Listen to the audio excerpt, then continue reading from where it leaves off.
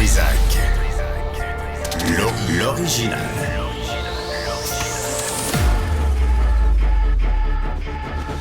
Du Trizac. Votre plaisir coupable.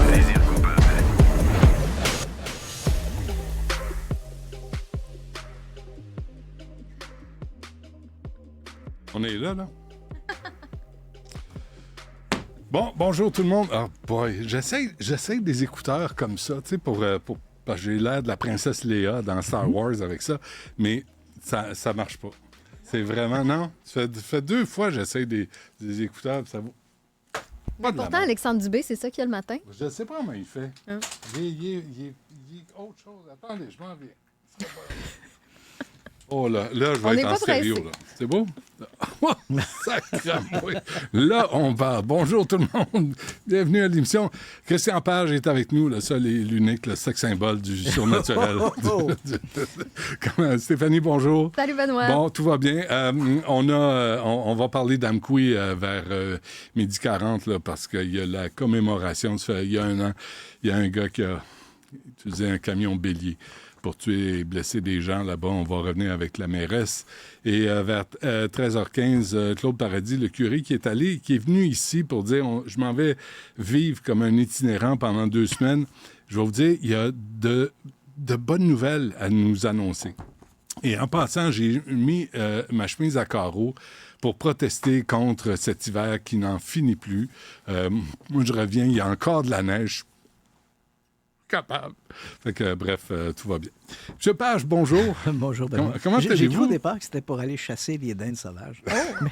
Il passera par là en tabarouette. Sors ta conserve de canneberge parce qu'à m'a dit, on va les faire cuire, ça sera pas long. Combienième? 15e. 15e livre, Quand les enfants tuent, aux éditions Saint-Jean. Ça, je dois t'avouer Oui. que c'est un livre qui est vraiment rough. Oui, c'est difficile. Il est rough, là, parce que les enfants, victimes ou agresseurs, c'est dur. Comment tu t'es préparé pour aborder ça sans tomber dans le sensationnalisme, le voyeurisme? Parce qu'il y a une ligne délicate. Là. Tu as tout à fait raison, hein, parce que bien souvent, quand on dit les enfants tuent, mais souvent les enfants tuent d'autres enfants. Hein, Ouais. C'est les premières victimes. Et ensuite, comme tu dis, comme le disait Bob Dylan, il y a plusieurs façons de présenter une histoire. Le sensationnalisme n'en est pas une. Et je n'ai pas voulu tomber dans ce piège-là. Et en même temps, il faut quand même le dire, c'est un détour qui est assez inattendu. Hein. Les gens me connaissent. J'ai consacré toute ma vie au surnaturel, le paranormal. Alors, soudainement, me voilà parachuté dans la violence juvénile. Réel, Donc, très réel. Bien réel. Il n'y a pas de fantôme. Il n'y a pas de fantôme. Il n'y a pas de chupacabra. Non, pas de non. Et pourquoi j'en arrive là, Benoît? Ben, il faut quand même reculer un peu. On est au milieu des années 2000 à peu près. Je travaille, pour ne pas la nommer, à Canal D. On fait des séries documentaires. Et à un moment donné, lors d'une conversation, on me dit, ben voilà, il y a déjà une série policière qui est en ondes depuis un certain temps et elle est en bout de vie. Et ce serait intéressant d'avoir une nouvelle série. Et soudainement, je lance ça comme ça. C'est pas mon domaine d'expertise. Je dis, probablement que l'actualité m'avait inspiré. Je dis, ben voilà, pourquoi pas faire une série sur les enfants assassins? On en parle de plus en plus. Et tout le monde s'est arrêté. Ils m'ont dit, ah oui, ça, c'est une excellente idée. Mais c'est l'intro de ton livre. C'est l'intro. Hein? Et pourquoi j'en arrive là? Parce que je n'ai pas d'enfants, mais je suis de la génération des derniers bébés boomers, né au début des années 60. Et dans les années 60, je sais, on dira toujours, ça fait vieux quand on dit dans mon temps, mais quand même, dans mon temps, cette violence-là n'existait pas. Bien sûr, de temps en temps, on se chamaillait, on se chamaillait à l'école, et ça se terminait au sortir de la cour d'école. Aujourd'hui, avec les chambres d'écho des médias sociaux, ça se poursuit. Et je me disais, qu'est-ce qui fait que ces gens-là comment expliquer cette violence-là? Est-ce qu'elle existait? Tu mentionnes bien. Est-ce qu'elle existait avant? On n'en entendait pas parler parce que les médias n'étaient pas les mêmes. Ou est-ce qu'il y a quelque chose qui a changé dans notre société? Et comme n'importe qui, même si on s'intéresse aux ovnis ou aux fantômes, on est quand même préoccupé par la jeunesse, par la société dans laquelle on vit. Et pendant 2 ans, je me suis lancé dans un cours accéléré de pédopsychiatrie et psychologie. J'ai rencontré des experts qui sont dans ce domaine-là, qui m'ont expliqué comment ça fonctionnait, quelles étaient les lignes directrices à suivre. Et finalement, j'ai fait un peu un arrêt de ma carrière d'enquêteur du paranormal pendant 2 ans, je me suis livré à la production de cette série. Les gens ignorent ça parce que les gens s'imaginent de voir mon nom au générique d'une série sur les ovnis. Et non, j'ai produit cette série d'abord en français sous le titre Les Jeux mortels et ensuite Les enfants assassins. Et ensuite reproduite sur des réseaux anglophones, sur des plateformes comme Netflix, avec énormément de succès. Ouais. Les gens sont préoccupés par ça. Et une fortune qui a suivi. Ah oui, absolument. Moi, je t'ai vu sur Netflix à un moment donné. Quand tu as vu mon nom sur Netflix... j'ai vu ta face. J'ai vu ta grosse face. Là, tu dis... Mon Dieu, c'est fait. On parlera de ça une autre fois. Non, le milieu de la télévision, c'est autre chose. Oui, puis tu fournis toute la matière. Absolument. Puis finalement, tu es en bas de la chaîne alimentaire. Ah oui. Faut que les gens sachent ça. Là. Moi, il faut arrêter de penser. Les gens disent, tu passes à la télé, t'es millionnaire. Non, c'est pas de loin. Hein. C'est plutôt l'envie de communiquer une information. C'est ça qui est important. Et j'en arrive à ça, Benoît. Tu dis, et avec beaucoup de respect, que c'est un livre qui est choquant. Oui. Et ça m'a choqué aussi. Hein? On ne veut pas Mais 2 ans, là, à toujours te replonger dans des cas... Et il y en a des cas là-dedans qui sont troublants. Ah, vraiment. Je veux dire, je pense par exemple à un cas qui avait énormément alimenté la presse. Parce qu'il faut le dire aussi, ce sont des histoires que j'ai documentées 129. Personnellement. Ouais. Hein? Donc, ce sont des histoires où j'ai Avant de parler d'un cas ou d'un autre, là, j'ai une autre... Si tu me permets de mener l'entrevue. Vas-y. Parce que là, t'es parti comme un psychopathe. mais c'est important d'essayer de comprendre la démarche derrière ça, parce que tu n'as pas juste pris des coupures de journaux, tu as rencontré des gens sur le terrain. Toutes les histoires, on a 30 histoires là-dedans. Les 30 histoires, je suis allé sur les scènes de crime, j'ai rencontré les policiers, les procureurs, les avocats, j'ai eu accès à tous les documents. Photos à l'appui. Photos à l'appui, donc j'ai eu accès à tous les documents policiers et judiciaires qui ont été amenés devant les tribunaux. Ouais. J'ai eu accès à toutes les minutes des procès de ces jeunes-là. Et, Benoît, il faut quand même le dire, il y a certaines histoires, et je tiens à le souligner, j'ai remis l'ensemble des photographies des scènes de crime à l'éditeur, Saint-Jean Éditeur, et volontairement, ils en ont éliminé de nombreuses par souci de rigueur en disant ça, on va se auto-censurer, on n'a pas besoin de montrer ça, ce serait du voyeurisme morbide en faisant ce genre de truc. J'ai une critique à faire. Vas-y. Puis après, on parlera de certains cas. À la page 153, L'étrangère, Jenny Ewing. Tu racontes une histoire horrible. Je veux pas. Et la photo avec les deux femmes vraiment contraste avec l'histoire que tu viens de lire. Tu sais, c'est comme les deux femmes. On est un peu souriant sur les photographies. Oui, effectivement. Ça m'a comme. C'est particulièrement bizarre, tu sais. Ouais. Parce que moi, je suis dans un état où je fais. Quelle histoire. Ouais. Et là, tu as les deux femmes qui sont impliquées. Qui sourit. Puis après, je me suis dit, OK, donc on peut en sortir de ces tragédies. Bien, en fait, au moment où la photographie a été prise, il y avait, ça se passe dans un milieu de garde, c'est le milieu gouvernemental qui avait placé des enfants dans un centre. Peut-être que ces enfants-là n'auraient pas dû aller dans ce centre-là. Et au lendemain de ce crime, de ce meurtre, un petit garçon qui a été assassiné, les autorités ont décidé de porter en appel les positions du département de la protection de la jeunesse de l'Ontario. Et ces gens-là avaient gagné. Au moment où la photo a été prise, les gens venaient de gagner. On sortait du tribunal. Ces gens-là avaient réussi à gagner. Donc, évidemment, ça peut contraster, mais ils étaient souriants que la mort du petit Mathieu n'ait pas été vaine, qu'éventuellement, quelque part en coulisses, un rond de cuir, quelqu'un un secrétaire dans un bureau a réellement réalisé qu'il y avait des mesures à prendre avant d'envoyer des enfants aussi perturbés dans des centres de jeunesse, et surtout lorsqu'on les place avec de jeunes enfants. Je comprends le contexte. Il n'y a pas de cas au Québec dans ton livre? Non, les cas au Québec, c'est très difficile. D'abord, il faut savoir que le gouvernement canadien, le gouvernement provincial aussi, ont des règles très strictes lorsqu'il s'agit de violence et de délinquance juvénile. Ouais. Donc, j'avais beaucoup de difficultés à avoir accès aux archives, aux documents, aux rapports policiers. Les policiers qu'on essayait de rencontrer pour parler de ces histoires-là au Québec refusaient d'en parler parce que c'était justement cette structure qui mettait un peu... qui étouffait un peu la communication. Alors, comment tu réagis, Christian, quand au Québec, chez vous, puis on te connaît, tu t'appelles, je veux raconter l'histoire, parce que c'est important tu sais, c'est important de savoir que cette horreur-là existe. Existe. Tu sais, parce qu'on ne veut plus que ça se reproduise, parce qu'on trouve ça inacceptable, puis on veut y remédier. Alors, toi, tu appelles des gens au Québec, des forces policières pour documenter ce que tu veux faire, puis on te dit non. On me dit non. Mais tu appelles en Ontario, On dit oui. en Europe, On dit oui. aux États-Unis, on dit oui. Oui, absolument. Comment tu expliques ça? Aucune explication. D'ailleurs, dans le reste du Canada, aux États-Unis, c'est assez particulier. À partir du moment où il y a une condamnation, donc on peut livrer, tant ou aussi longtemps que le procès n'a pas eu lieu, on ne peut pas donner le nom du contrevenant. Ouais. Mais une fois qu'il y a eu condamnation, on peut le mentionner. Au Canada, la loi est très différente.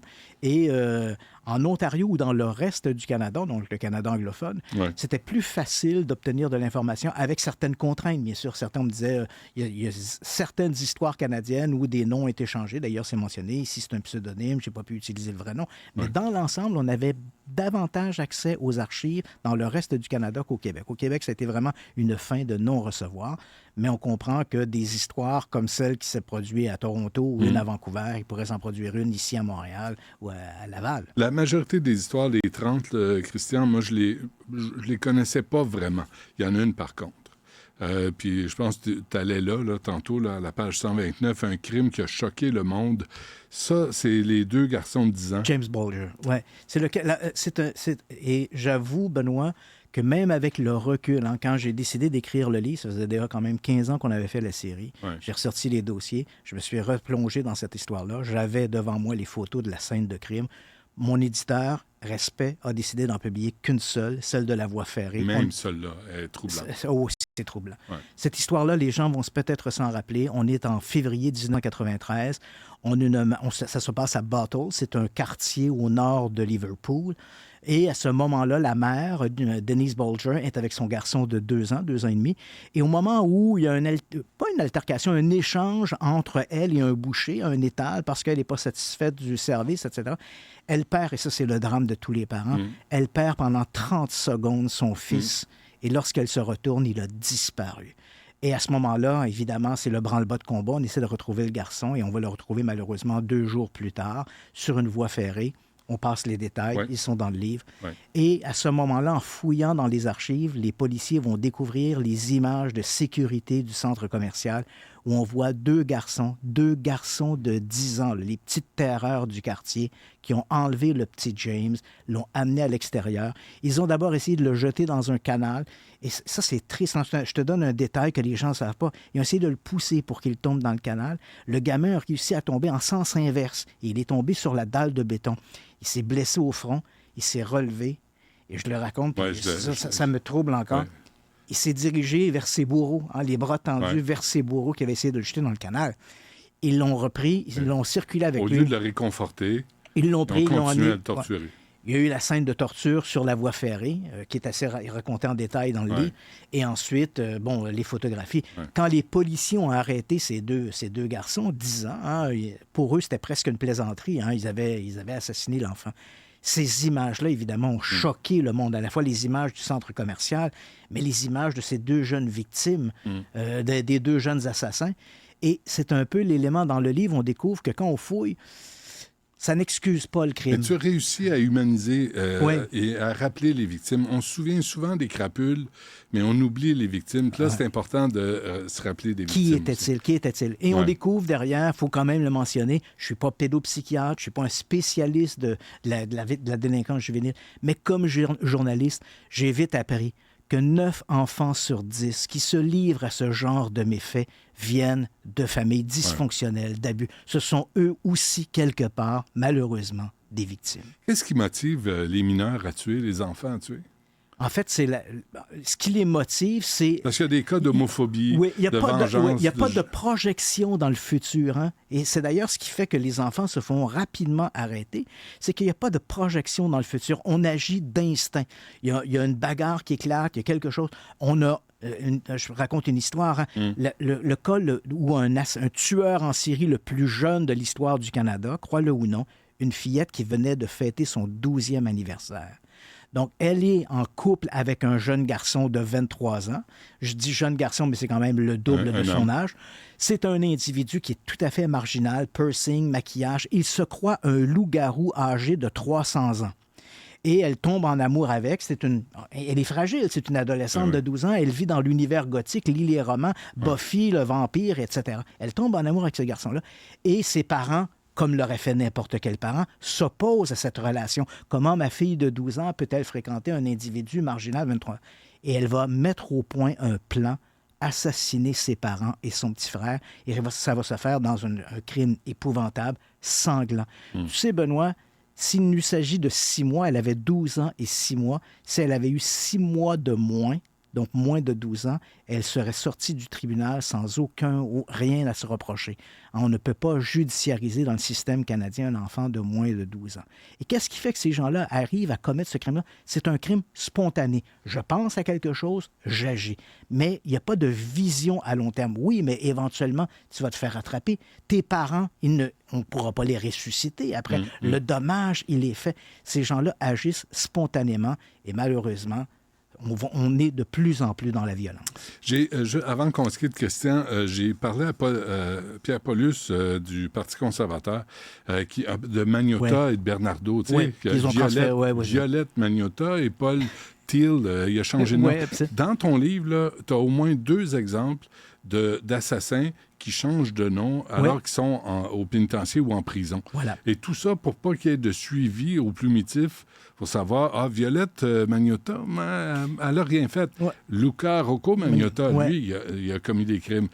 Et on retrouve ça aussi là-dedans. Ouais, d'ailleurs, les 2 petits garçons qu'on parlait, les enfants de 10 ans qui ont assassiné James Bulger, ils ont changé d'identité. Donc, on ne peut plus, à partir du moment où ils ont été libérés, à l'âge adulte, 21 ans, ils ont été libérés, on ne sait plus ce qu'ils sont devenus. On sait quand même, l'un d'entre eux, James Venable, l'un des 2 garçons, lui a connu une longue séquence de crimes par la suite. Il a été libéré, on l'a attrapé, on l'a arrêté à nouveau pour de la violence. On l'a trouvé dans son ordinateur. Et là, il est devenu un jeune homme. Là. On parle d'un jeune homme de 22, 23 ans. On a trouvé du matériel de pornographie infantile dans son ordinateur, etc. C'est un jeune homme. C'était un enfant troublé. Et il demeure un jeune homme très troublé aujourd'hui. Alors, quand les enfants tuent, ce n'est pas une comédie musicale, je vous avertis, mais c'est vraiment troublant. Puis en même temps, tu veux te rappeler les victimes, c'est bien raconté. Les victimes, je trouve que tu as respecté, tu as respecté les victimes là-dedans. Ouais, Tu racontes leur histoire, mais tu n'en fais pas un spectacle. Fait que, comme d'habitude, c'est du beau travail. Merci, Benoît. Monsieur Page, toujours un plaisir. Tu reviendras. Ah oui. Quand ça te tente, quand tu es dans le coin. Je me prépare un livre Saint-Martien. Ça doit te manquer. Là, c'est correct. Là. Ça, c'est lourd en désespoir. Mais là, reviens-nous avec les Martiens. Avec les Martiens ou quelque chose qui n'a pas d'allure. Le Chupacabra. Mon Dieu, arrête. On a un frisson. Ça me fait peur tout le temps. Merci. Ça fait plaisir. J'ai encore ton T-shirt. Hein?